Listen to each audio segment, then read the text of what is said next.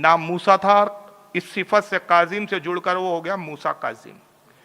اور آپ کا ایک عظیم لقب ہے جس کا نام، جو لقب ہے باب الحوائج۔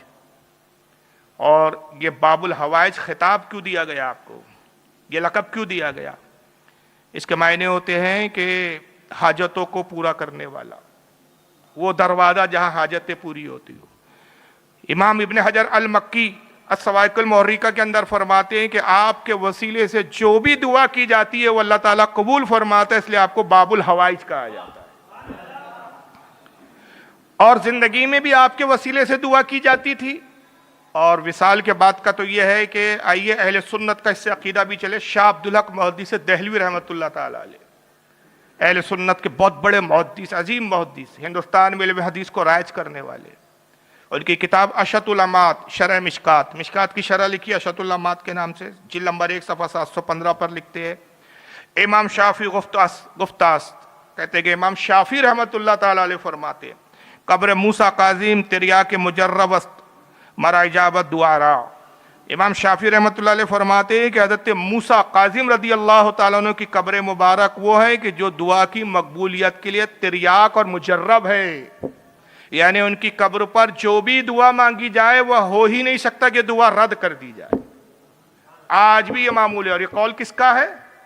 امام شافعی رحمۃ اللہ علیہ کا۔ تو اس سے پتہ چلا کہ قبر پر جانا اور حاجتوں کو طلب کرنا یہ بڑے بڑے اماموں کا عقیدہ ہے، اور آج جو اس کو بدعت و شرک بولتے ہیں ان جاہلوں نے اصل میں کتابوں کو پڑھا ہی نہیں ہے۔ جاہل لوگوں نے آج مذہب کی ٹھیکیداری اب سنبھال رکھی ہے، اور پھر یہ سے بھی شاہ عبدالحق نے نہیں لکھا ہے، اور بھی بڑے بڑے محدثوں نے لکھا ہے۔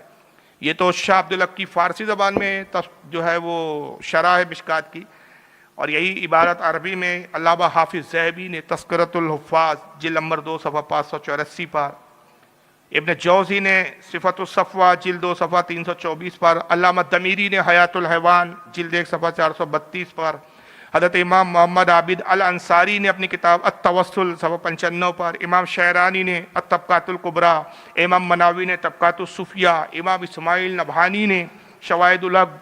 یہ اتنے حوالے ہیں کہ ایک سلسلہ ہے حوالوں کا۔